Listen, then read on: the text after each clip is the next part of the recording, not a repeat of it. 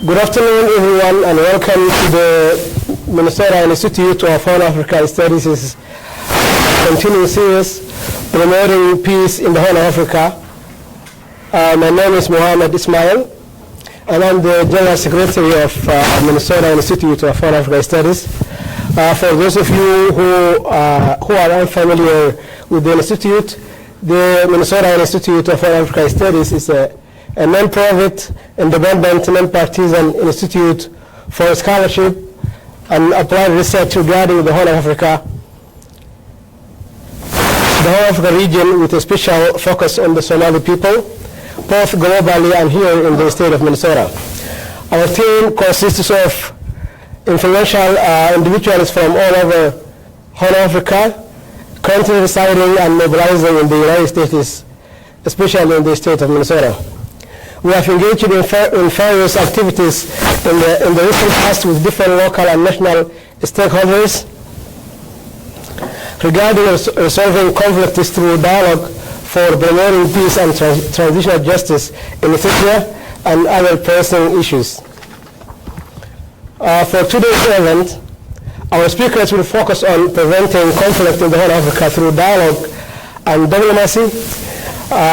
You can also follow our program online across media platforms, including Somali TV of Minnesota, Warlalis, Karamana TV, and many other live streaming platforms. We have had a few small changes this morning due to scheduling conflict. We ask for your understanding and support.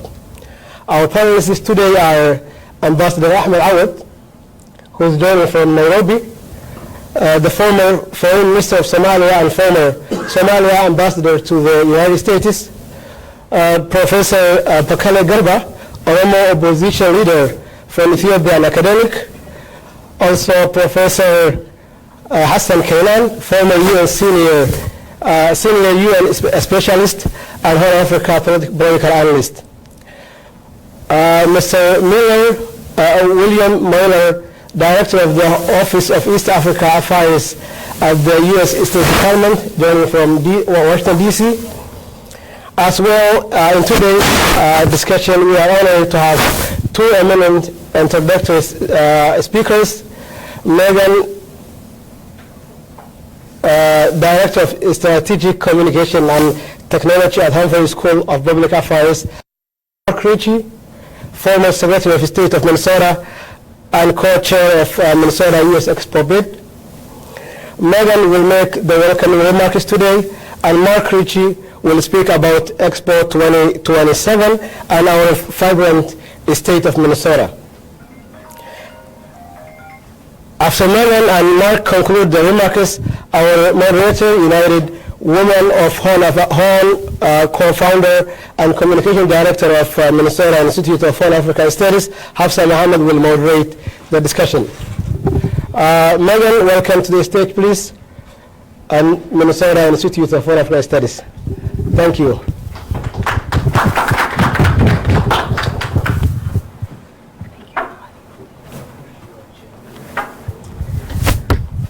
Good afternoon. On behalf of the Humphrey School of Public Affairs here at the University of Minnesota, it is my pleasure to extend a warm welcome to each of you, either online or here in the room at the Humphrey School, for this really important conversation and event today, preventing conflict through diplomacy and dialogue.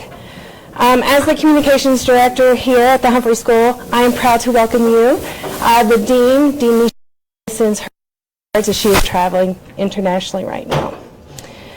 We are ranked among the top 10 professional public policy and planning schools in the U.S., and we have an unwavering commitment to advancing the common good through a comprehensive world-class program, and a conversation event like this today really speaks to that. Today's event on preventing conflict through diplomacy and dialogue is a testament to the groups and institutions that we like to work with so that we can foster meaningful conversation and promoting peace and stability. So once again, we extend our heartfelt welcome to all the participants here today. We are honored to have you here and look forward to the enlightening discussions that I'm sure will take place. Mohammed.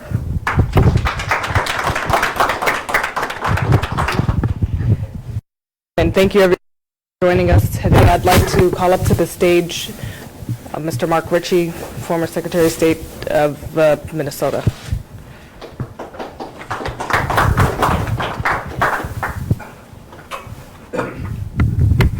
Thank you so much. Your Excellencies, distinguished guests, friends, allies, welcome to one of my alma maters, the Humphrey School, and welcome to the subject that's been a passion for my life and I think for many of us. What do we do in a world where conflict creates crisis and crisis creates the sort of destruction of the soul and destruction of the lives, and how can dialogue and understanding to give us a new way to be sharing this fragile planet? Every few years, somewhere on the planet, there's something we call a world fair, sometimes a world expo. And Minnesota, about 12 years ago, said, let's invite the world to Minnesota. Let's talk about the Sustainable Development Goals, specifically the one on health, good health and well-being for all at all ages. And we started down a path of inviting the world to come be with us in the summer. Now it's the summer of 2027, and to bring the ideas and the gifts of healing, the gifts of wellness and well-being to share at an international level. 15 days from today, there's a vote in Paris among the governments of the whole world to decide where that expo will come in the summer of 2027. I hope it comes to Minnesota. I hope the focus is on health and wellness. And I have to say the efforts of Minnesota's African diaspora community, led largely by Minnesota Africans United and by diplomats and others from our community, have really been the driving force to bring a unified voice from Africa and from other parts of the world to say, yes, we need a World's Fair that focuses on the Sustainable Development Goals. We got to lift those up. We're approaching that 2030 target deadline. And second, Minnesota is the place. It's a welcoming place, but it's a place that clearly has many more roads to travel to that place of peace and justice for all that we talk about. Today's conversation is one I'm excited about, the topic, the region, all of it, but I'm especially grateful that it's happening here at the Humphrey School, a place that I call one of my homes, but I hope that all of you come to feel it's that kind of home as well. Thank you again, Your Excellency and distinguished guests, and let's have a really detailed and dramatic conversation, but then let's put that conversation into practice, into action when we leave here today. Thanks again. Mark, next I'd like to call up Sadia Sha'ir, who is a representative of the Somali Foreign Ministry and also the Director of Diaspora Affairs here in Minnesota.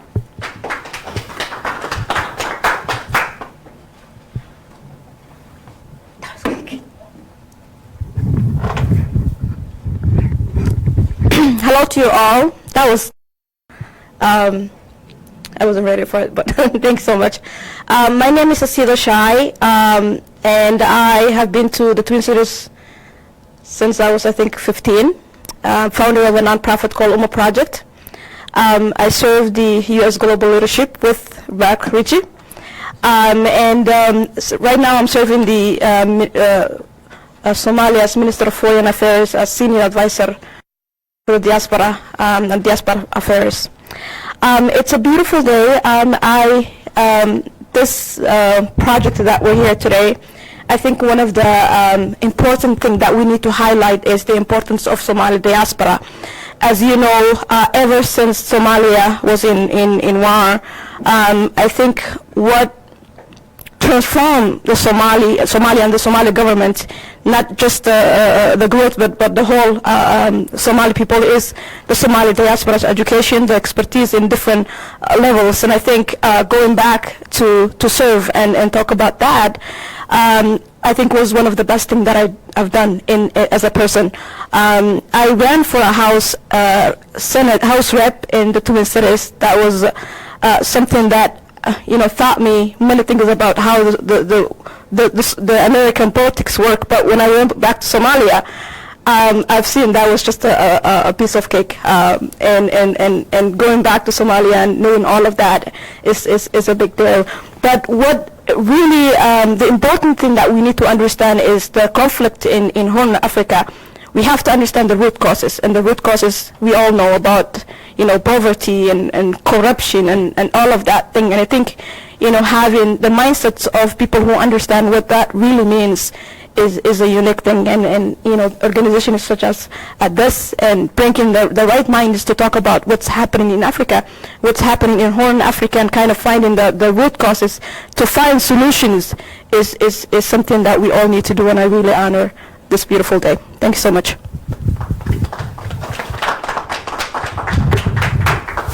Thank you, Ms. Shaiya. So, again, thank you everyone for participating in today.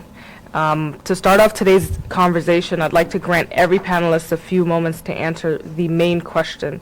And we're going to start with Ambassador Awad. And the first question is, key historical and geopolitical factors contribute to conflicts in the Horn of Africa, and how can diplomatic efforts address those root causes?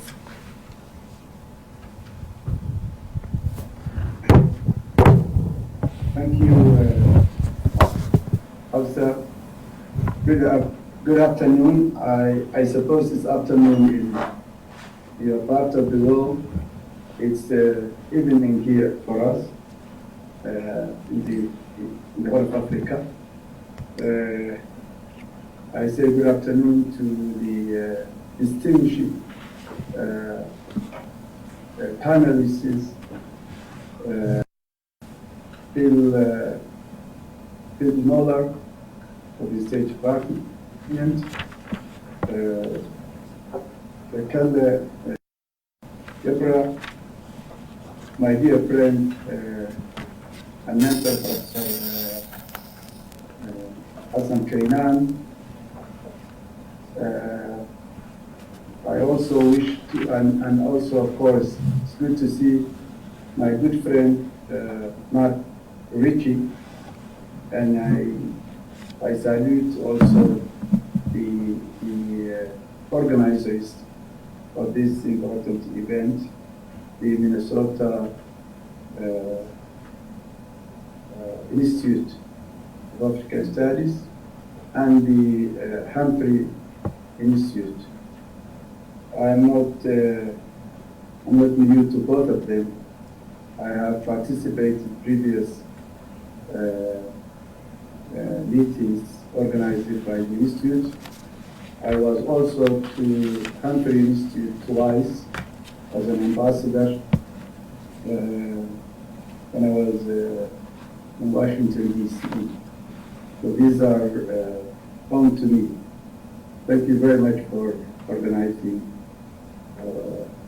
important discussions on the home.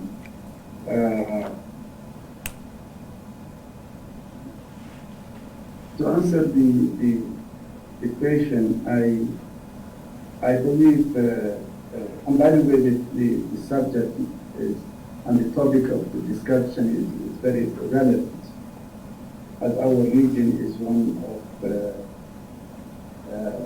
that's characterized by prolonged conflicts. The geostrategic position of the region is well known. It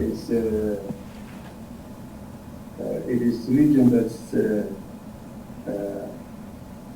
at the gate of the larger part of the commerce or the trade of the world, as we are neighbor to the Bab el-Mandeb, the intersection of the Red Cross and the Gulf of Aden and the Indian Ocean. It's a region that suffers from bad governance or absence of good governance and weak institutions, accountable, representative, responsive, and effective institutions. A region that has been plagued by the leadership of what's known as strongmen who and relying on individuals rather than on institutions. I believe these are there are many causes to the conflict in the home. Some are still alive, like it is in Sudan, and I think Ethiopia, Somalia, and South Sudan, just to give an example, are recovering from conflicts, but we know what's happening in Sudan today. And if you look at what is the common cause of all this, you can see that it is these regions or these countries have been under authoritarian rule, a long strongman rule that has destroyed the institutions and not that could have sustained and perhaps helped the people, the resilient people of this part of the region. Unfortunately, the dichotomy of this region is that the people of the region are very resilient, very entrepreneurial. As you can see, the role that the people of the Horn of Africa are playing in Minnesota. But on the other hand, we have suffered from a long period of authoritarian rule and in the whole region, perhaps with the exception of Kenya, and absence of good governance and responsible institutions. And modern state is all about institutions. And if you don't have institutions, then you are bound to see conflict. And therefore, I think the institute to create forums like this, platforms like this, where peace building and promotion of good governance is discussed, is one of the ways of addressing this problem, and also I think peace building is also very important, and this could be the national at the national level, the civil society can play a good role. At the regional level, the Horn of Africa, the AU, to play a role in promoting peace building and good governance. And also the international community can also help in this direction. So I think I should stop here, but I thank you for inviting me to participate in this. Thank you very much, Ambassador. I'd like to give Bill an opportunity to also answer that main question, then hopefully Bakela Gerba and then Mr. Hassan Keita can also answer. Thank you very much, Hafsa, and also thank you to Mohammed for organizing this event today and for inviting us. It's a real pleasure to participate. Just building on what the ambassador said, who I think gave a really excellent answer about the key factors and root causes of conflict. I think he's absolutely right. It's based on poor governance and weak institutions. And then he also mentioned civil society. I guess I would also emphasize really the importance of civil society, especially in countries where we see major progress in terms of the rule of law and respect for human rights and creating stability. Where we see that positive development, we see a robust civil society.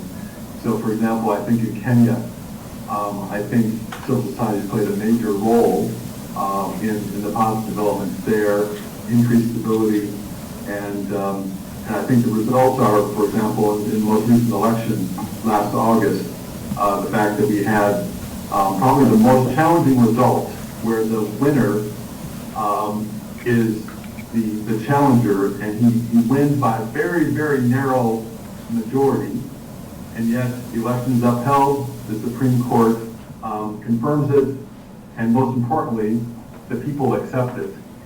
And I think a lot of the credit for that goes to civil society, and I would also, part of civil society, I would include the press as a check on power, as we would say in the United States. It's kind of the fourth estate, to keep the three branches of government in check. Really important to have civil society, and especially a free press, to keep a check on government, to call people accountable.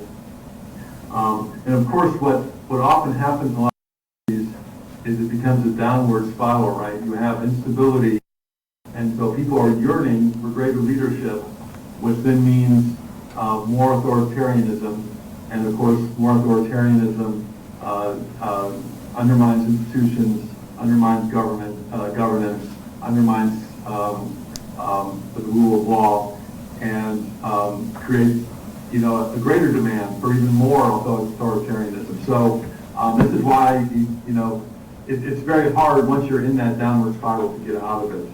And so, completely agree with the ambassador. We need to focus on improving governance, improving institutions, bolstering civil society. This is a lot of what the United States does in terms of our assistance, is working through non-governmental organizations, civil society. I mean, often it's because also we can't account and carefully monitor the money that we would give to a government, right? So we do work often through trusted partners at non-governmental institutions. The other thing I would just emphasize is the importance, and the ambassador touched on this as well, is the role of regional institutions and sub-regional institutions. So EGAD, I think, very important. The African Union, vitally important.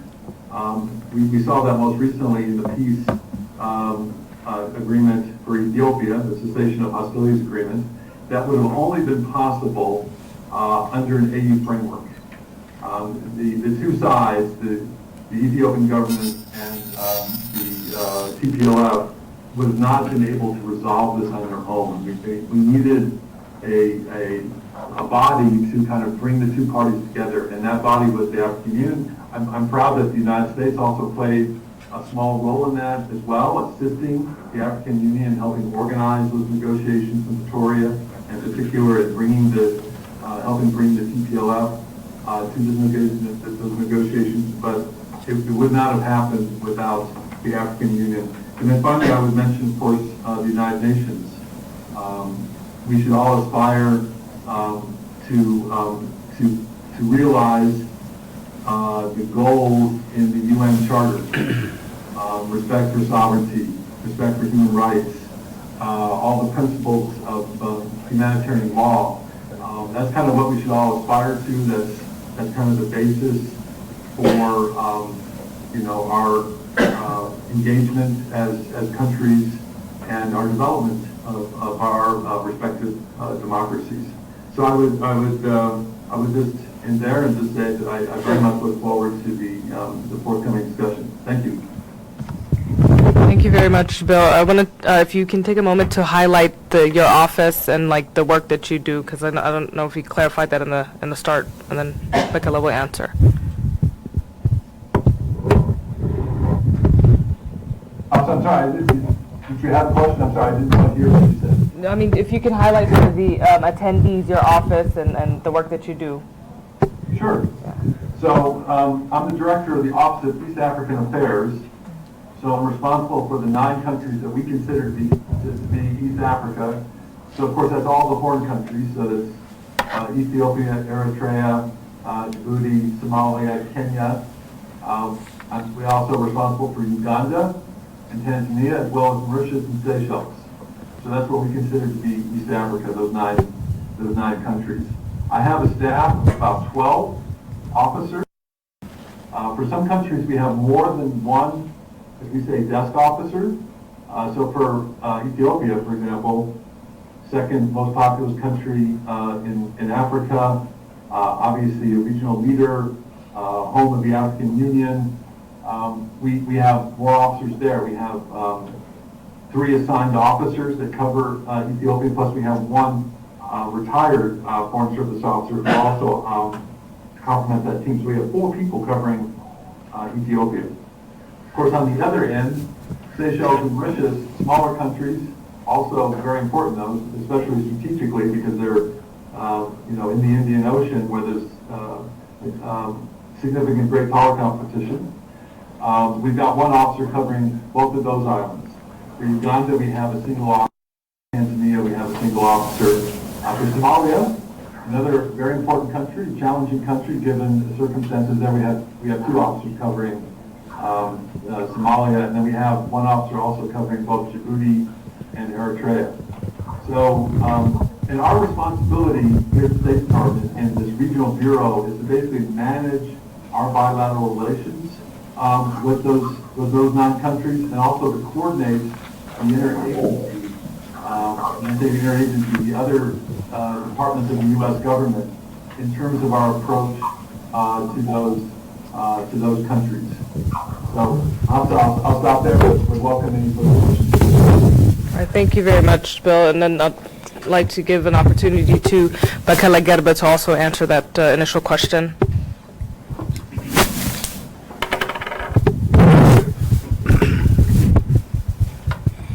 Okay, I would like to thank all the participants here from far and near, and also I would like to thank the institution for inviting us here. And I'll directly go to the question that is raised. Well, Africa is a conflict-ridden area, and also is known for poverty, civil war, and all the negative things about human life. We don't know how many children are going hungry at this moment in East Africa. Yes.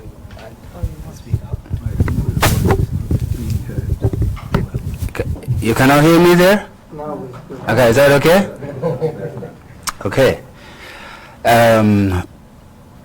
I said the Horn of Africa is a very conflict-ridden area that is well known for starvation, for drought, civil war, conflicts, and all those sorts of negative things. I said we don't know at this moment as we speak how many children are going hungry, how many people are being displaced, how many people are dying or being killed, how many people are being dragged into prisons, or don't know the number. But it's quite obvious. People are dying in hundreds or in thousands, probably in hundreds of tens of thousands at this moment. It's very difficult for me to speak about the Horn of Africa. It's a large topic, and also the area is so big. It includes so many countries, like with the exception of maybe the exception of Djibouti and Kenya. All the areas are, like I said, is conflict-ridden. It's a problematic area, and they need particular attention and particular analysis for each one of them. So I would like only to dwell on the country I came from, my homeland, Ethiopia, and I will try to expound in a bit greater extent what is going on in the country. Because if we don't understand a little bit the history of the country, we do not understand what is going on, and really we cannot trace what the solution could be. Ethiopia is a home for more than 80 groups. These ethnic groups were mainly incorporated into the Ethiopian Empire during the 19th century. the latest to be incorporated was the Somali region, the Somali that were incorporated around to 1920, at the beginning of the 20th century. The rest were in the 19th century. So this was not at no expense. You know, the people that were incorporated into Ethiopia, the Ethiopian Empire, have lost everything since their incorporation. They lost their culture, they lost their languages, they lost their property, their history, and they don't see themselves as Ethiopians in most cases. So there have been conflict all the way through since then, and then not only conflict, but also there were some gains at some points. For example, in 1974, when the empire crumbled, there was some sort of progress because the land was provided to the tillers. At least some farmers got some land to till, to cultivate and to live on. So that was a small achievement, but though it can be considered as an achievement. But the military junta, as you understand and know from history, made a lot of mess, a lot of people died, and the entire educated generation was wiped out, we can say, during the 1974 Ethiopian revolution, socialist revolution. Yet after that, it failed to address again the question of nations and nationalities, the right to use one's language, the right to develop one's own culture, and the right to identity and self-governance and all these things. So every ethnic group wanted, or you know, it is given a human right to use one's own language and to be governed by one's fellow, and because of that, the struggle resulted in the downfall of the Derg regime in 1991. In 1991, there was some landmarks. There were some landmarks. There were some gains that we cannot deny. That is, you know, almost to bring down the Derg regime, there were about 29 ethnic groups that were armed, and that forced the Derg regime to crumble. But the most significant or the strongest was the strongest was in fact the TPLF. The TPLF formed by the leadership of the TPLF, EPRDF was formed, and then the country was led by EPRDF until very recently, until 2018. The thing was, during the era of the EPRDF, some gains were there. At least the people were able to call themselves, I'm a Somali, I'm an Oromo, I'm an Amhara, I'm Hadia, or I'm Somali, and the like. And to some extent they got the chance to go to school and educate their children in the language they understand. But that was not enough. The multi-ethnic federalism was in place constitutionally, but that constitution lacked a lot of things, especially the implementation phase. It lacked, when it comes to implementation, the people in power, especially the people from the TPLF, they resorted into looting the whole country, the whole people. They said everything is theirs, and they subjugated the other ethnic groups like the old regimes. So this created a lot of dissatisfaction among the various ethnic groups again, and then the climax came in 2014. 2014, that was led by the Oromo youth, especially, known as the Kero movement. From 2014 on, there was a very huge movement in the country to overthrow that regime, or to bring some change or some reform. After that, what happened was there was a success, meaning there was a push from everywhere. From the diaspora, there was a lot of pressure. From the international community, there was a lot of pressure for reform. And from within the country, there was a lot of reform. And from the ruling party itself, there was a great push. All this came together, and then in 2018, some reform. That means the ruling party was not able to rule in the old way, and they made a kind of Marathon Central Committee meeting that lasted for 2 months, and then finally they said that the TPLF cannot rule the country any longer.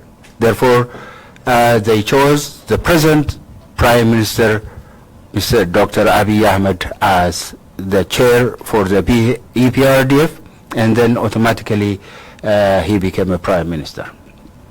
What happened after he became a Prime Minister is the main question. What were expected during the reform in 2018? The reform was, now multi-ethnic federalism is in place, the constitution is in place. What lacks is the implementation, faithful implementation, and what lacks is its democratization. Now the time has come to democratize the country and exercise the full rights that were enshrined in the constitution. This was the expectation. This is what we expected, for example, myself expected. I thought that the democratic institutions will be reformed, and then the party and the government will be separated, the judiciary will be independent, and then the democratic institutions will be strengthened, and then some democracy will take root. That was the expectation, and that is why at the initial stages where the Prime Minister came to power, all of us rendered some kind of help, or at least we morally or we emotionally we supported. And on top of that, he allowed political parties who were in exile to enter the country and then to participate in the political process. That was a good move. And then he made with Eritrea. That was another one. That was good. And then part of the Ethiopian Orthodox Church, very influential church, was here in the United States, and he brought them together, and then he unified the church, the Ethiopian Orthodox Church. That was also a good move. And then he freed political prisoners. I myself was freed using that chance. And then what happened later? This, I told you the expectations of the people, but what were the expectations of the other parties that came from exile? Their expectation was different. The parties that were in exile, like the OLF, for example, the Oromo Liberation Front, and other ethnic parties, their ambition and their aspiration was different, and the parties which call themselves the Ethiopianist parties, their ambition was different. Their view about Ethiopian history of the past is different, and the view of the other parties, these ethnic parties, was different. So the current problem we have in the country now emanates, it begins from these two contradictory and very parallel views about the past of Ethiopia, past is history of Ethiopia, and as to where Ethiopia should go into the future. So for those parties, for some parties like the IDEMA or the Prime Minister himself, the history of Ethiopia, the old history of Ethiopia was glorious. They say that Ethiopia had glory in the past. There was that greatness in the past. We were one. We had unity. We were great because we used one language. We have one flag, one history. We speak one language. We dance to one music. We eat the same kind of food. This is what they say. But the other, like the Oromo parties or the Somali parties or the other parties, say, no, there was injustice yesterday in the country. That is why we came together and wrote a constitution, fought for it, paid for that, and then this is the right time now to put the constitution in place, to implement it in the way it should be implemented, so that it can guarantee the equality of all, in which the history in which we can, all of us can see in Ethiopia. So these contradictory ideas came to Ethiopia in 2018 when it was open for when the new prime minister came into office. Unfortunately, the new prime minister took side with the unionist parties. They say parties that say we have one flag, one country, and then one language or whatever, that do not accept any diversity, that do not accept when people rule themselves, when people use their own languages, when people are educated in their own languages and the like. So these two opposing, contradictory and diametrically opposed views resulted in the conflict we see now. What did the unionist parties do? They went on not politics but the intrigue, meaning they started inciting intra-communal violences everywhere. Now if you go to Ethiopia, every ethnic group is fighting. Even the Somalis and the Afaris are fighting. You know, this is how they make, how they make life, how they want to prolong or to extend their years of governing the country. These parties, including the prime minister. So there is a fight between every ethnic group now. They say this is because of this multinational federalism. This is because of the constitution. So what can we do? Just throw it away, tear it away. This is how the country can get to normality and peace, only if this constitution or this multi-ethnic federalism is dismantled. This is what they are trying to do. This is the whole mess that is being created in the country. People don't understand this. For example, they use they use different institutions for this, one of which is the church, the Ethiopian Orthodox Church. Maybe in the media last month or so, it was in the media that they say that the country is going to break up because the Ethiopian Orthodox Church is divided.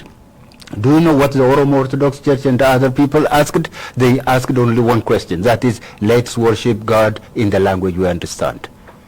It is possible to worship in your language here in the United States, but that is not possible in Ethiopia. You can't do that.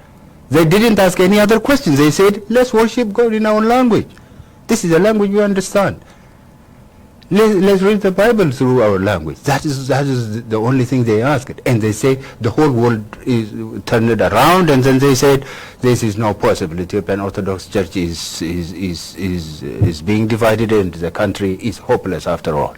So this is the main problem that is in the country now. And what we have to do is, maybe we have to come back to constitutionality. There is no joke. We have to come back to the constitutionality again, to accepting the diversity once again.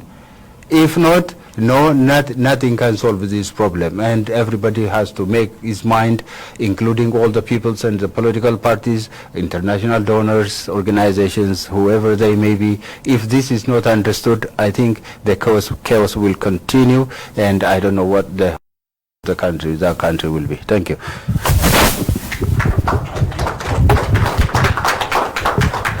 Thank you very much, Bakela Gaba. There will be questions regarding the multinational federalism issue and the Constitution. Can answer that.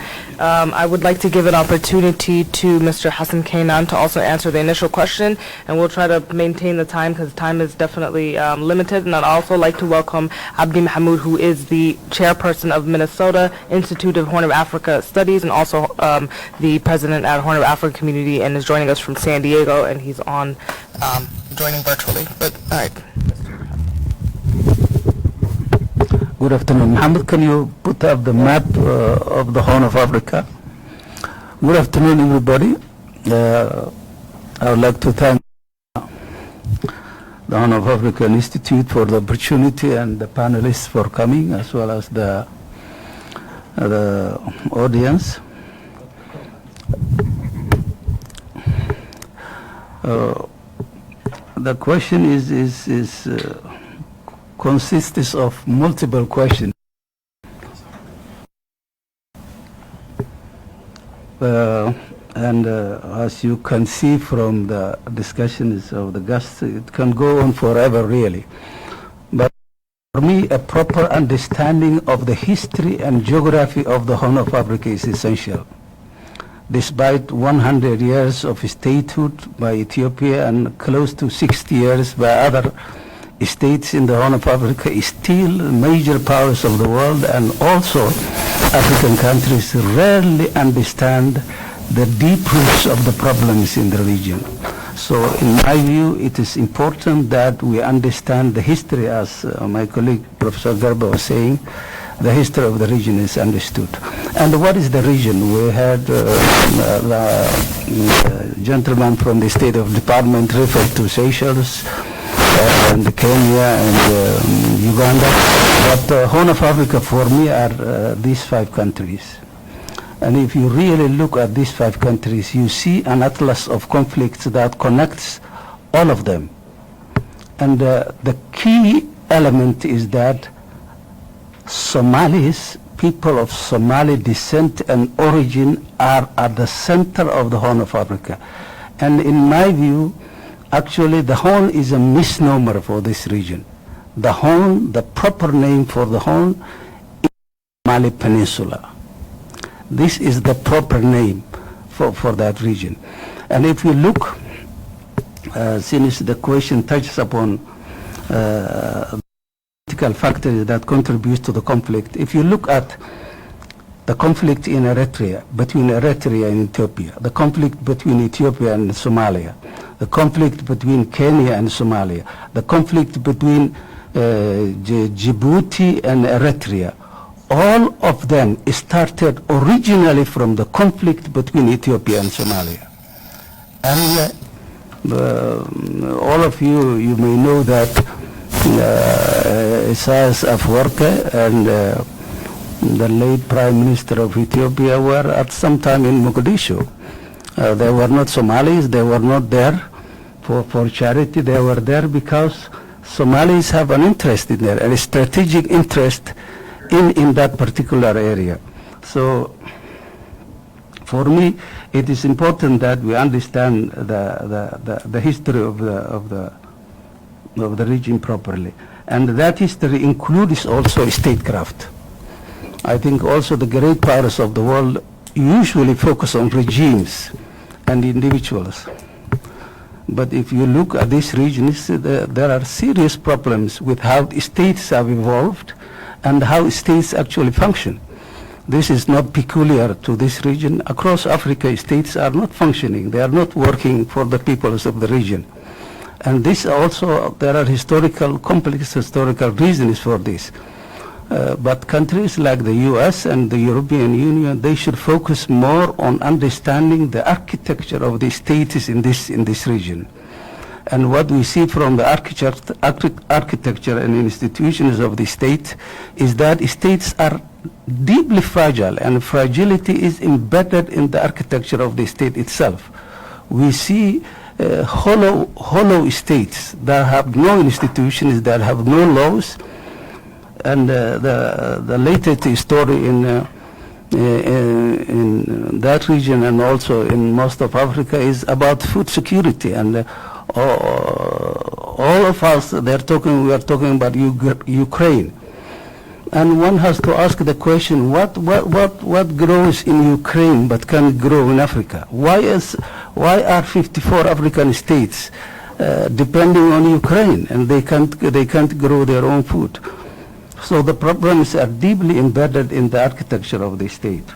And not all states are the same. Particularly, it is important that Western countries understand this fiction generally, I'm not neutral about Ethiopia. I must clearly say about this. And Ethiopia is at the core of the problems in the Horn of Africa, as the professor was saying. And from time immemorial, the West's perception of Ethiopia has been based on mythology and not really truly for what Ethiopia is. Ethiopia has never accepted the constraints of its geography. It always wanted to project power based not on the realities of its geography, but on some mythology and history of glory.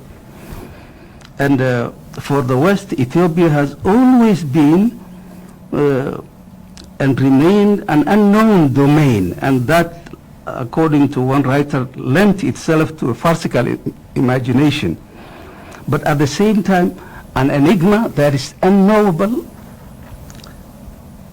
at the same time a strategic ally that is indispensable. How Western countries can combine all these contradictions and make sense is really very essential. The other point I would like to conclude is that if you look at the map again, Djibouti, Somalia, Kenya, and Ethiopia, all the borders of these countries, on both sides of the borders are Somalis. There is no any other place in Africa where you see this. So the history of statecraft in Africa itself needs some kind of revision. I think we will come to these questions again and again, but I will stop there.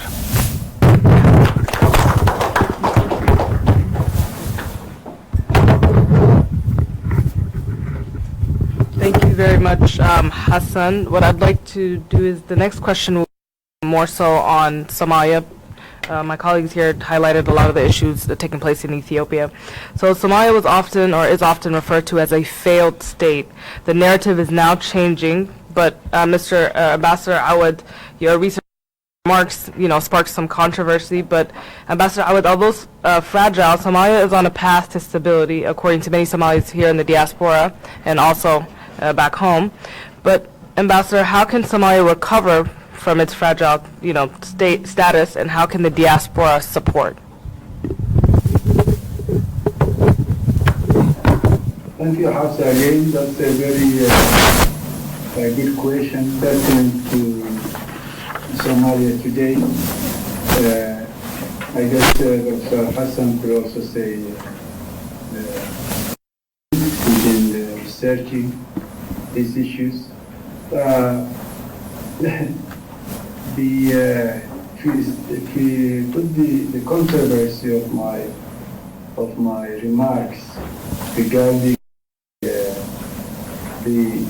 weakness of the sovereignty of the Somali state, I want to mention that Somalia and the Somali people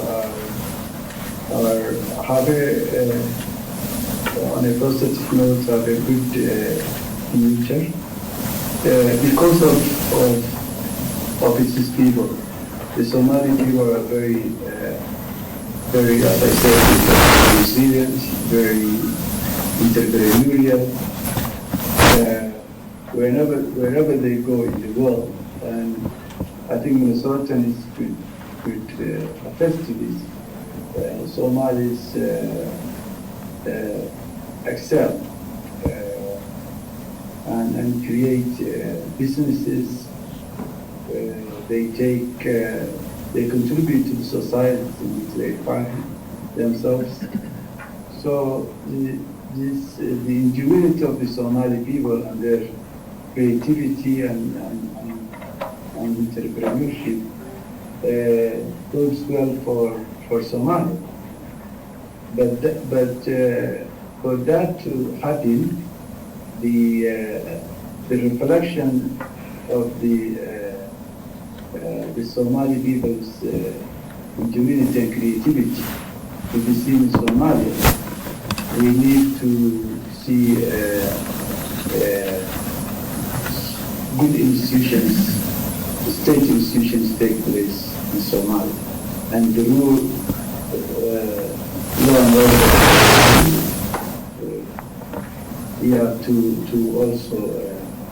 also take root in Somalia, because when Somalis go to places where there is rule of law, where there are functioning institutions, state institutions, then they excel. For example, Minnesota, Canada, Europe, even African countries like Kenya, where I'm now speaking of. Somalis are highly respected, and they set an example. I remember when the president of South Africa, President Ramaphosa, said to my president at the time and myself, as we were visiting, he said, how do we crown Somalis into the South African?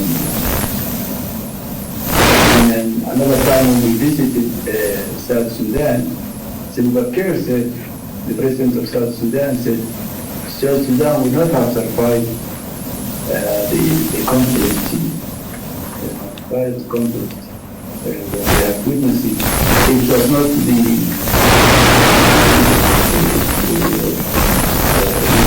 kept the business going. So Somali people are good people, but then that strong economic collective inside Somalia. Why? Because our state is not yet has not yet matured. Our state is still fragile, and we have two deficiencies. One is the legitimacy of the state is still challenged because of the Somali people seeing the state as a predator rather than a neighbor from their past experience. And also, because of the civil war, people distrusting each other, the tribes, the regions. So we have two distrusts that we have to overcome. The legitimacy of the state, or the trust in the state, and the trust within the tribes, horizontally and vertically. Horizontally between the communities and vertically between the society and the state. Now, for that to happen, we need to focus on institutions, building institutions, rather than focusing on individuals. What is the president to do? Who should the president appoint? That political culture has to cease, and the leadership, the political leadership, both at the federal level and at the state level, should focus on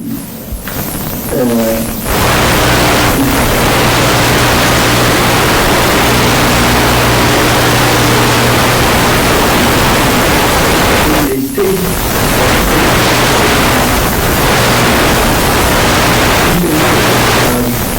people that are representative, that are responsive, that are accountable, and that are effective, and that cater to the people. Our policies or the state policies have to be people-centered. That's how the world where government or state work. That is how success is achieved. I mean, we have the examples. The novelists, we can talk of the models, you know.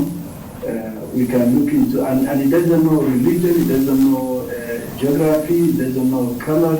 You have from the east, you have Singapore, you know, South Korea, Japan, Canada, UK, Sweden.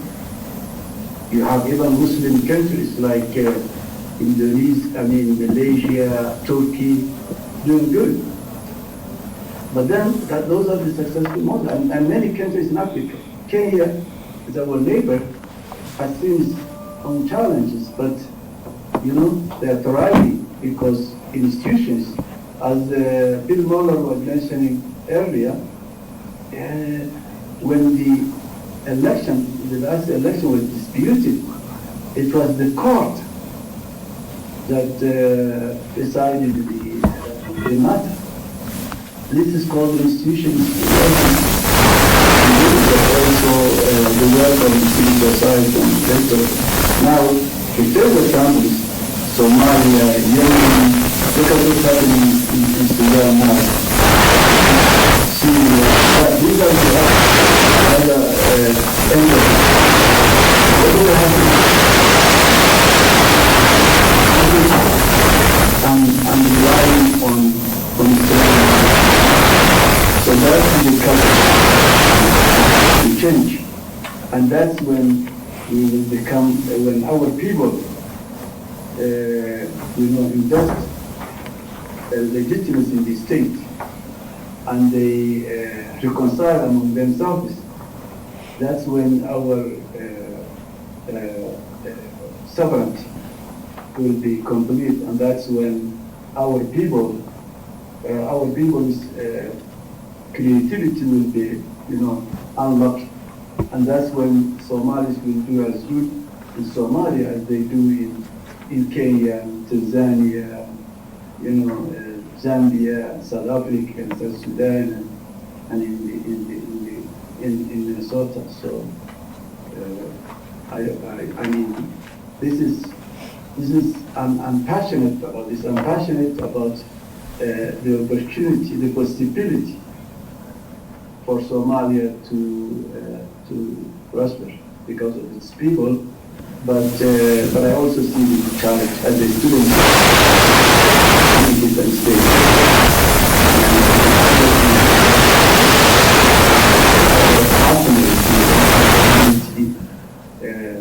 Also works along those lines, support us in our institutional building, and demystify the precedents, the leader, and our people also learning from the examples of our neighbors and our African countries, like how good they're doing now. Ghana, Botswana, Senegal. These are the countries that are, going through democratic transformation and strong institutions. So I hope I answered your question. Thank you very much, Ambassador Awad. This next question is for Bill. Fragility undermines economic prosperity and trade.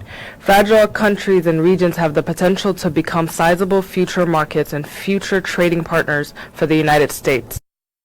But trade and investment are stifled by violence and corruption. In your view, Bill, what role can the United States play in promoting peace and stability in the Horn of Africa, and how can it effectively engage with local stakeholders and regional organizations? Thanks, Hafsa, for that question. I think I would like to answer it by just kind of building on what the ambassador just laid out, which I think is exactly right, which is, that stability really depends on, again, institutions. In the case of Somalia, for example, there's a lot of emphasis now on defeating al-Shabaab, defeating the terrorist threat. And I think often what happens focus very much on the military campaign. I mean, there's definitely a military aspect to it, right? I mean, al-Shabaab has a powerful military, so there has to be a military component, and a lot of that is now being, of course, the Somali National Army, supported by AFMIS, by the AU Transition Mission in Somalia. So that's an important thing, and one of the really positive developments over the last several months has been the spontaneous uprisings of local people who want to shed themselves of al-Shabaab control, want to free themselves, liberate themselves, And I think Hassan Sheikh Mohammed, the Somali government, has been very good about supporting people and liberating areas that have been held for Al-Shabaab for a long time. But I think sometimes we get too caught up on the military side and don't realize that Al-Shabaab is not just a military threat, it's a governance threat. One reason that Al-Shabaab has done very well is because it actually provides governance where there wasn't governance before. It's an arbitrary kind of governance. It's not democratic, but it does provide some sense of security for people. And so I think the real challenge here is not only to be able to confront Al-Shabaab militarily, but also to provide an alternative on the governance side to show people that there's a good reason to not accept Al-Shabaab control, that the Somali government really does offer something better. That, as the ambassador said, it put it so well, I mean, institutions need to be effective, responsible, and responsive to the needs of the people. And in the past, that has not been the case. So I think a big part of the challenge of the current government, and Hassan Sheikh Mohammed, the Somali government, we're, of course, in very close contact with them. We talk about this all the time. They're very aware of this challenge. I think they're working on it.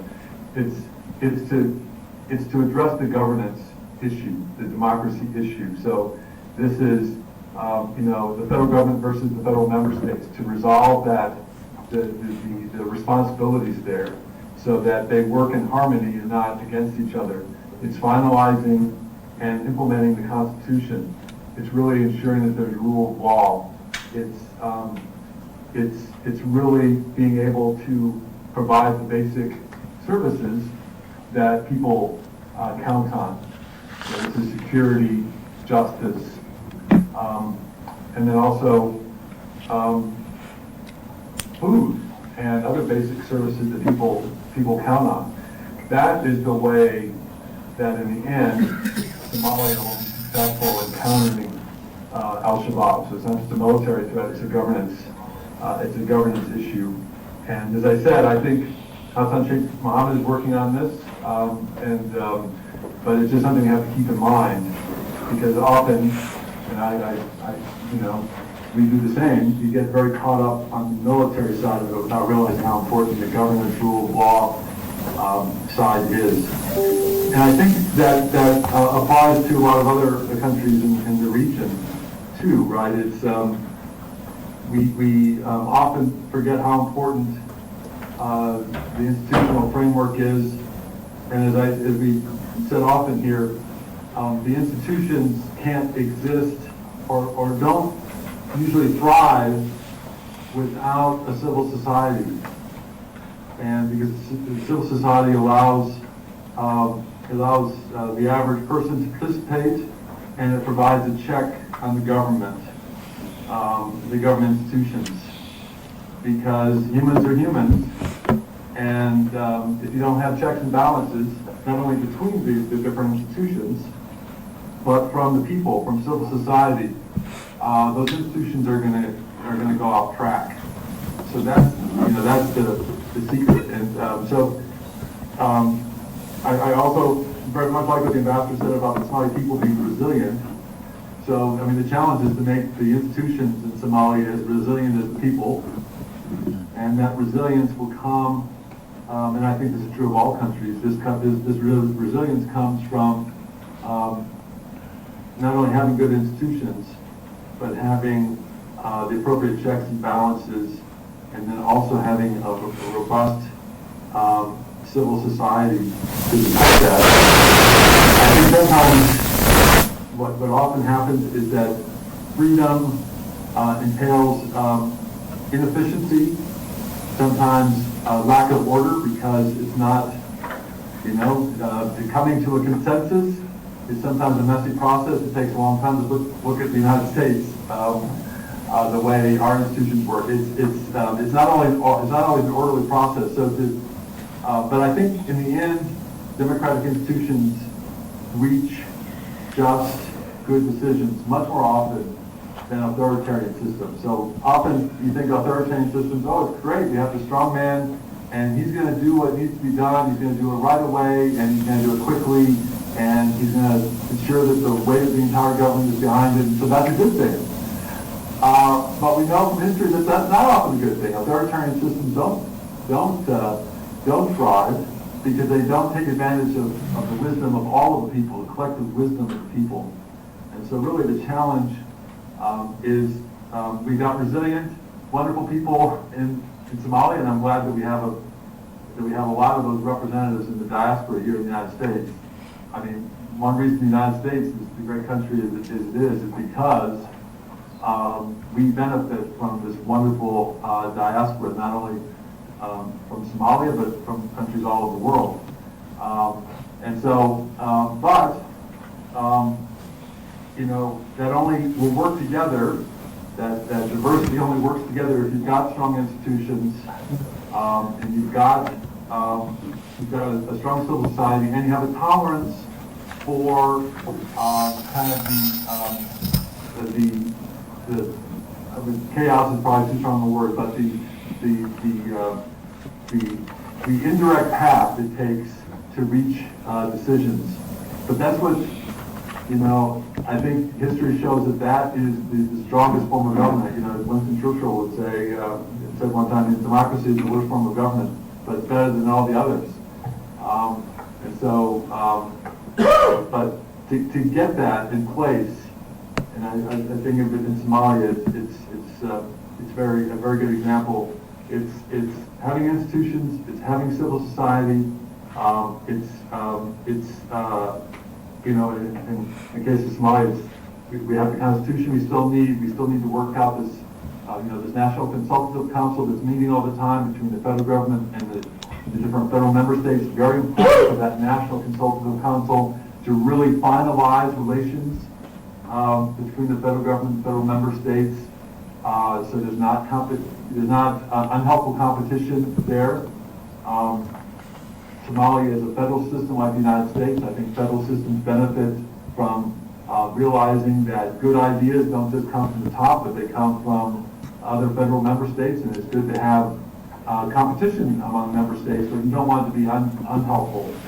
We're trying in the United States to facilitate that process through our support, of course, through for the Somali government and non-governmental institutions, but we're also trying to do that, for example, in organizing all of the kind of, or coordinating with all the international security partners for Somalia, you know, which includes Qatar, UAE, Turkey, all these other countries. We meet periodically with Somali authorities to talk about how we can best together support Somalia in a way that's reinforcing and not at cross purposes. And so I think we're making a lot of progress in that regard. But I just as a final point, just say that to emphasize that I really do think Somalia is on the right track under President Hassan Sheikh Mohamud, and just to make sure that we focus on both aspects of the path to stability, not only the military side but also the governance side as well. Thank you very much, Bill, and I do agree that Somalia definitely is on the right track under the administration of President Hassan Sheikh. All right, the next question, hopefully we'll get the audience to ask some questions as well, because time is limited. The next question is on Ethiopia and the Constitution. So the Ethiopian Policy Study Institute recently published a report titled, Federal FDRE Constitution After 3 Decades, Inquiries into Whether and What to Amend. The report primarily focuses on the ethnic, quote-unquote, ethnic divisions within the Constitution. So from your perspective, I'll give the opportunity to Mr. Bakela and then Mr. Hassan. Do you believe the government is determined to amend the Constitution of Ethiopia? And furthermore, considering that these, quote-unquote, ethnic divisions or provisions serve as a source of reassurance for those who support the multinational federalism system, and it will deter them from seeking separation or divestment from Ethiopia. What reactions do you anticipate from such groups, diverse communities, and ethnicities if these provisions or clauses within the Constitution are altered or removed? So we're referring to Article 39 and the concept of multinational federalism. Thank you. I would challenge this, and we are opposed to it. We have given our opinions on that, because we begin from asking who is Ethiopian Policy Studies Institute itself. What kind of institute is that? Is it credible? Is that the institution that is trustworthy, that can be trusted? Because one of the things that the Ethiopian government did, especially after Dr. Abiy Ahmed came to power, is he destroyed the institutions. The institutions are never trustworthy. They are never believable. So that's the main question, because he handpicks them and then puts those people whom he can order, and yes, kind of people, and then he manipulates them from wherever direction he wants. So we don't have trust in the Ethiopian Policy Studies Institution in the first place. That begins from that. And then, why ethnic provisions only? Why ethnic provisions? And what do these ethnic provisions include is the main question. Because these ethnic provisions, they include about the language, about the territory, the geopolitical territory of every region, and then it is concerned with self-rule. It's concerned with the rights I mentioned in my first speech, in my first discussion, the rights that people paid dearly to gain them. Lots of people, or let me say in hundreds and millions of people, have sacrificed to get that, to get education in his own language, and to worship in his own language, to work in offices in his own language, and to be governed by people whom he chose, people who understand his culture, who respect his culture, human dignity and the like.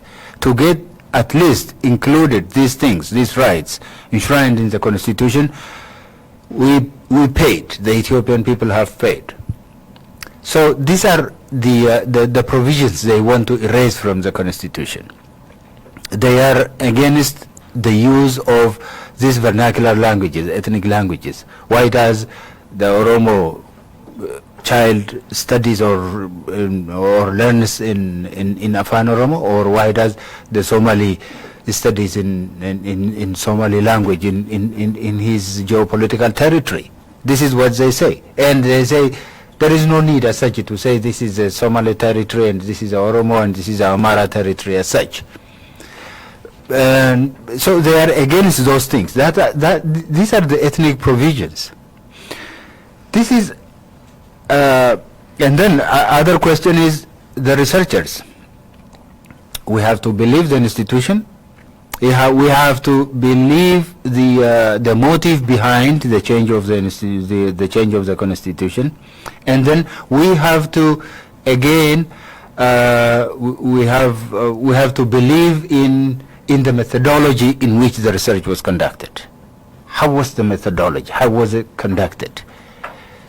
How were the samples selected? Are the samples representatives of the people? If they are not, from one, for example, Oromo is about I don't know, it's close to 40% of the population, and it is represented by 40 people or something like that. 40. And how are these 40 people selected? From which area?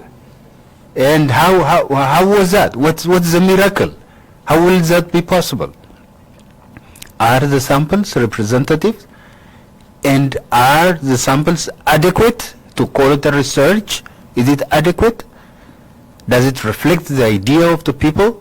the interests of the people. So when we take all these things into account, we say that it was not a research. It is not a research.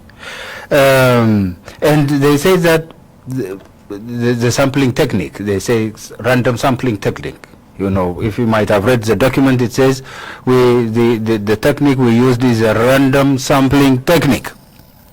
What does random sampling technique is? Simply is a technique in which you have the lists in some random way, and then you pick up any n's number of it, n's number. For example, they said that we have taken up 41 ethnic groups, but in Ethiopia there are 83. So they have taken 1 out of 2. It means half of the ethnic groups are included. That is what it means. So how is it collected? How were they picked? These 41 of them. How were they picked? They said it is random sampling technique. Okay, if it is like that, it is every n's number. It means every other number, one after the other. For example, and the list is known. It is arranged in such a way that it indicates the population of the people, because they said they took it from the Central Statistics Authority. So in the Central Statistics Authority's list, Oromo comes number 1. It's obvious because of the population, and then Amhara comes number 2, and then Somali comes 3, and then Sidama comes 4th, and then Hadia comes next. This is how it was arranged. So if we take this, and if it is really random sample technique, it means that if he picks number 1, he doesn't pick number 3. Number 1, number 3, number 5, number 7, and then every odd or every even, it means. So that means if you include Amara, you don't include Oromo. That is what it means. If you include Oromo, you don't. If you include Amara, you don't include Somali. That is what it means. So this is not the random sampling technique. The technique is wrong. They are cheating us. You know, they say that nobody knows about technique. Whatever we tell them, they believe it. Just they do the way they like. It's not professional. It's not ethical, and at the same time, it is mainly political, we said. So they want to put whatever ambition in their mind, they brought it in the form of research. That is what we say.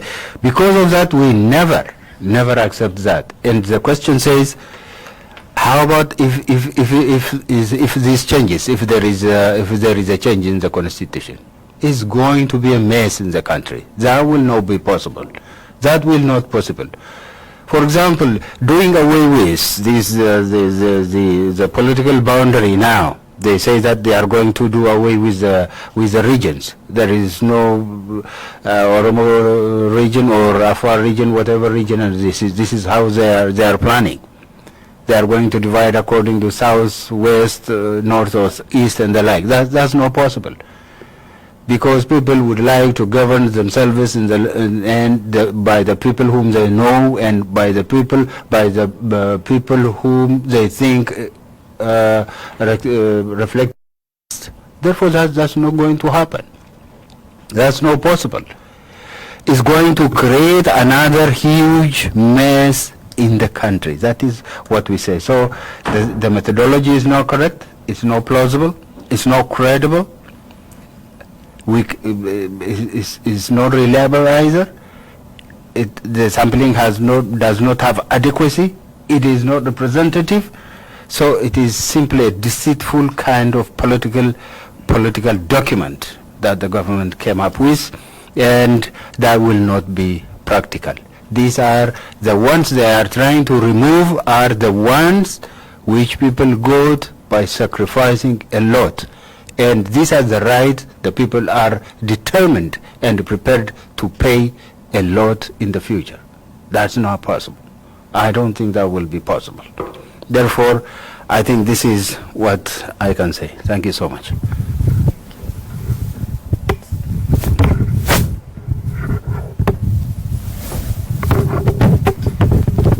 Thank you. I agree with Garba that the institute that did the research is not worth of the name, really. Everything about it is wrong. I don't think anybody would take that seriously. And in Ethiopia there is a culture. For those of us who know the history of Ethiopia, you don't look for aspirations or what the current regime thinks about the future. You see what they have done before. That is the only way you can get into the real history of Ethiopia. And if you go back to the history of Ethiopia, it has been a criminal state. Don't take it for my word. Just look at its track record. It has really specialized in mass murder and mass incarceration of people. This is in the records from the day of Menelik up to the day of Abiy. I don't believe in the idea that an Oromo guy who has an Oromo blood will be better than a guy who has an Amhara blood. It is in the system. It is in the system. Abiy is no different than Menelik. And in Ethiopia, the state runs on what I call the Abyssinian power algorithm. It is an algorithm that automates power naturally, and it is built on the idea of an emperor, an empire, an all-powerful king, manifest destiny, an empire that has been conceived in the heaven. These mythological things are the basis, and only the state that can kill its way. Its borders have never been legally defined. Ethiopian borders have never been defined. Still, they are claiming parts of Somalia, all of Eritrea, part of Kenya. So, of course, diplomats and ambassadors have a nice way of looking at things, and they have especially a sweet language that they express things. But the people who have been at the receiving ends of Ethiopian hostility, there is deep institutional hostility to certain people, and particularly against the Somalis. The Ethiopian political class never really understood the Somali equation in the Horn of Africa. And as long as they don't understand that fact, Ethiopia will never succeed. It is entire 130 years, Ethiopia has invested everything in obliterating Somalis, either capturing them or killing them or taking through different ways. That idea has never worked. And if we really use the term of the business class, if you business for 130 years and it has never produced a profit for one day, and you lose, the best way is to get rid of that political class and start the state system that works for all the people of Ethiopia. And particularly this current leadership, the previous regime, TPLF, EBRDF regime, they were the ones who crafted this constitution. I have seen a study commissioned by one of the liberation entities, by some European scholars. It is one of the best. Theoretically, the language, how it is structured, is one of the most progressive constitutions in the world. But they have never had the wisdom, the courage, the leadership, the skills to implement it. So all of it, they used the typical Ethiopian statist approach when they were in power. And now they have become victims of that same state. The state they have used to kill thousands of Somalis when they were in power, that particular state has gone to Tigray and obliterated everything there. I have worked in that region and also in Oromia region when I was in the UN. The TPLF, EBRDF, they put a lot of resources into Tigray, and they have built a lot of institutions, including pharmaceuticals that were built into hills, inside hills. And after the war, they have been brought back to Stone Age.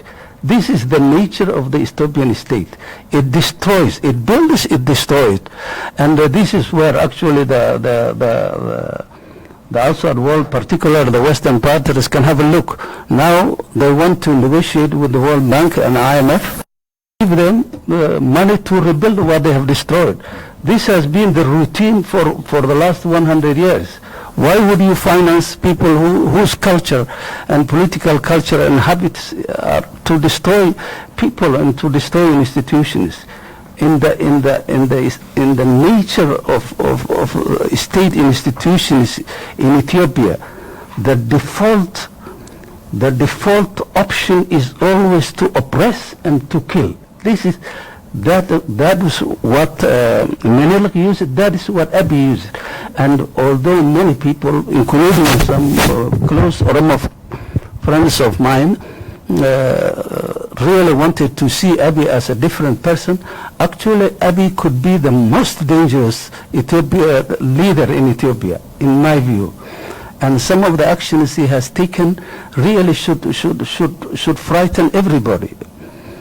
Some months prior to when the Norwegians gave him the Nobel Prize, he wrote to the French president and asked for 4 billion worth of weapons on credit. He said, we don't have money, but give us this. And those weapon systems included ballistic missiles that are nuclear capable.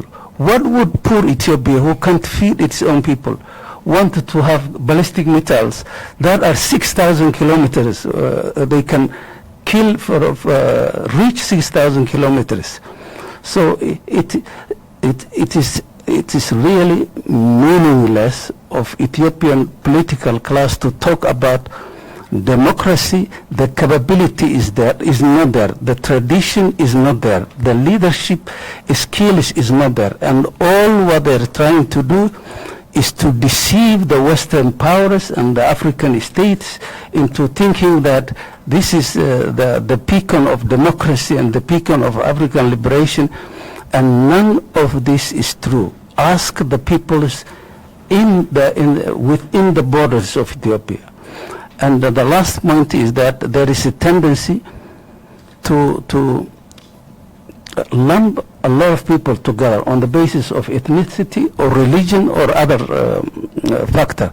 But that is not the case. I went, for example, we know Amharas, for example, have a particular history in that region. But if you really go to rural Amhara regions, you find the poorest Amharas anywhere in the world. Some of them living actually in the last stage. Many of them that I have seen still think Haile Selassie is still alive. The same is true of many other nations and nationalities there.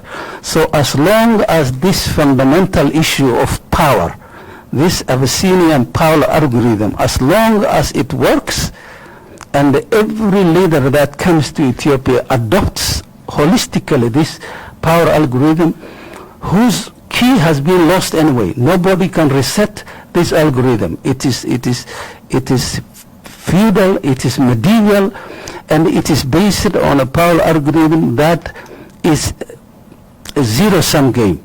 Some group always want to have 100% of the power, 100% of the resources. I will stop there. Thank you. Thank you very much, Hassan. You made some wonderful points. Since we are over the time, hopefully we'll conclude within the next 10-15 minutes. But before I allow colleague and chairperson Abdi Mahmoud from San Diego closing remarks, I'd like to open the opportunity to the participants to ask any questions to the panelists or any one of us. So if anybody has a question, mind raising your hand. Anybody have a question? Do you want to come up and? Yeah, yeah. It'd be nice if you came up and, or would you just speak and do it? I'm loud enough. Okay, all right. How about that? Part of my question is to Mr. Moller. I think we're talking about resolutions through dialogue and other methods than any struggle or armed struggle or stuff like that. So Frederick Douglass said, power concedes nothing without a demand. And especially in East Africa, we know all those who came to power through some sort of coup or armed struggle and all that. To be honest, East African people, we want peace through dialogue, through peaceful means. But as we know, or as history tells us, those rarely happen. All the changes come through mostly armed struggles, and then even those who do the armed struggle, they end up becoming also a dictatorship. So my question is, from American standpoint, if people are really trying hard, doing like as we did in Ethiopia, struggle through peaceful demonstration, rallies and all that, and then we thought we brought our the people we trust into power, then they end up becoming a dictatorship. So, and then the armed struggle is evident right now, very strong now in Ethiopia, especially in the Oromia region. Really from United States standpoint, when is the armed struggle justified? When is it justified? If people are trying all means through peaceful means, dialogue, rallies, demonstration, whatever it is. Now you can't even do any of those things right now in Ethiopia. You can't rally, you can't demonstrate, you can't do anything. You will be killed straight on the street. So when are really armed struggles justified from United States standpoint? Because usually when that happens, what we see from United States is really going with the state and categorizing those struggles as a terrorist or as a terrorist group. So I'm just wondering, when are these armed struggles justified?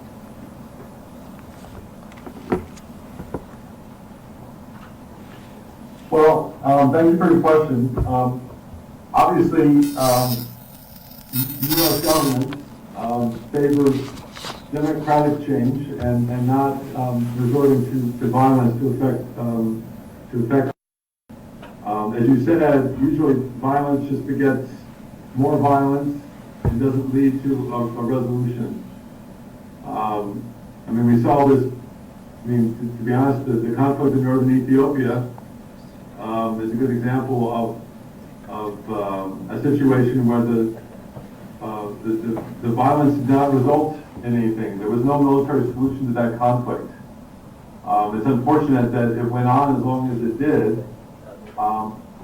Fortunately, the government of Ethiopia and the TPLF were willing in the end to sit down and negotiate a cessation of hostilities.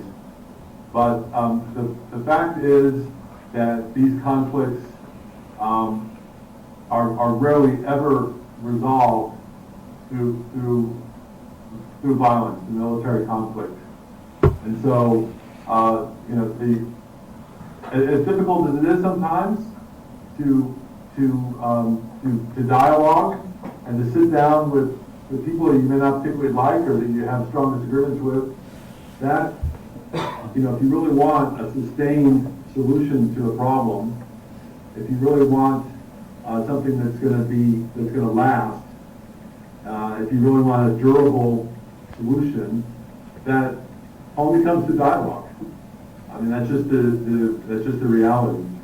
So now, obviously, in some cases, there have been armed movements. I mean, the United States was created on the heels of an armed movement. We had a revolution in the United States against colonial power, and sometimes that's necessary if you're faced with a situation as our forefathers were. But I would say in the context that we see today in East Africa, we really should be looking at dialogue. Now, obviously, in a case like Somalia, where you're facing a terrorist group, you've got to be able to defend yourself and respond with military means. But again, at the end of the day, even the conflict in Somalia will probably in the end have to, there probably will have to be some kind of dialogue at the end to finally bring that conflict to an end.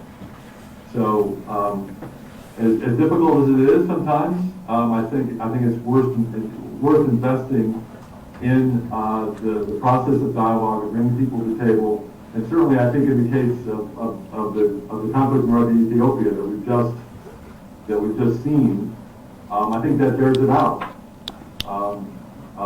It's just the unfortunate thing is it took 2 years of fighting to finally have both sides realize that the best way forward was to negotiate a peace agreement, which I'm very glad to say seems to be sustainable and is being implemented by both sides and is obviously benefiting the people of northern Ethiopia.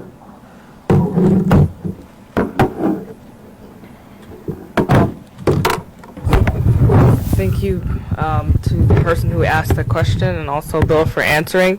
Since we are very limited on time, I wanted to give a more opportunity for the participants to ask a question, but I guess we're unable to do that. I'd like to actually welcome Abdi Mahmoud, who's joining us from San Diego. He's the chairperson of Minnesota Institute of Horn of Africa Studies and also the president of Africa Community.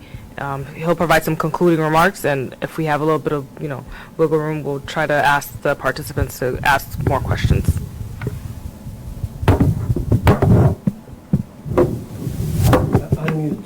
Abdi. Well, good morning. I guess from my end it's good morning. Good morning, everybody. It's good to see so many familiar faces and so many friends. My name is Abdi Mahmoud. I'm the current chair of the Minnesota Institute of Horn of Africa Studies, and I'm glad that this gathering took place. And obviously we're putting a lot of emphasis on the importance of peace. And more than almost any other time that I can remember, we have concurrent conflicts in Sudan, Somalia, Ethiopia, all bordering each other. And so you can see the importance of peace and promoting peace at this stage. And also, what role can the diaspora play? The diaspora can promote good governance. They can obviously invest in their country, which in their native countries, which will result in, because a lot of the problems that are occurring right now is because of, a lot of it has actually economic roots. And the more we have private investments and people rely less and less on government. I mean, when I travel to the region, there's no thought process that takes place without saying, can I get a job with government? And as we can see, having the luxury to live in the United States of America, you hardly see anybody applying, to get a job, a government job, unless it's their passion, unless they, that's what their calling is for. So that's kind of very important. And the Institute is important because, it's creating an open space, an open dialogue among stakeholders, just like what we're doing today. We have a diverse panel from a senior government official like Bill Moeller, to a jailed activist such as Bakale Birba, we're glad he's with us today, and community stakeholders and Ambassador Ahmed. So we've got people from across different different stakeholders that are able to contribute, and so that's a good thing, and that is something that we should be promoting. And we should be going forward. And before I close, I don't want to take much of the time, but I wanted to give everybody notice that on July 21st and 22nd, we're going to be hosting a national conference in beautiful San Diego. It's a 2-day conference, and we're going to be bringing together activists and advocates from different diaspora communities that I had the privilege of working with in the past 2 decades. Since I've been involved in advocacy, it's probably the first such conference. I think it's going to be very unique, and to get everybody on board. So we're going to be bringing together stakeholders and activists from all, mainly from just about all of Ethiopia's different regions, and I'm glad that the State Department is going to be sending a senior delegation to take part in that conference. And the second day is going to be basically a dialogue of how to move, where do we go from here? We know where Ethiopia is right now, what are the challenges.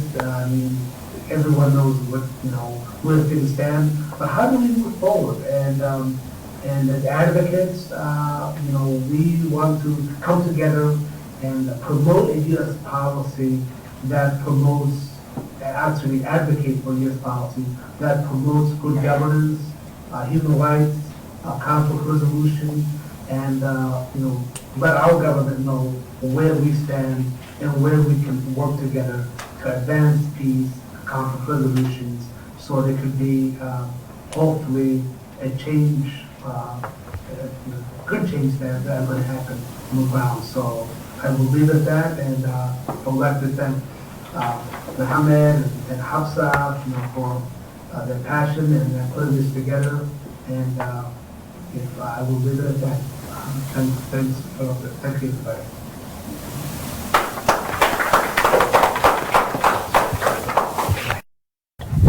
Thank you, everyone, for joining us today, and thank you, Abdi, for the closing remarks. If you guys want to hang about, take pictures, maybe converse, and get to know each other, that would be great. But we're done for today. Thank you, guys.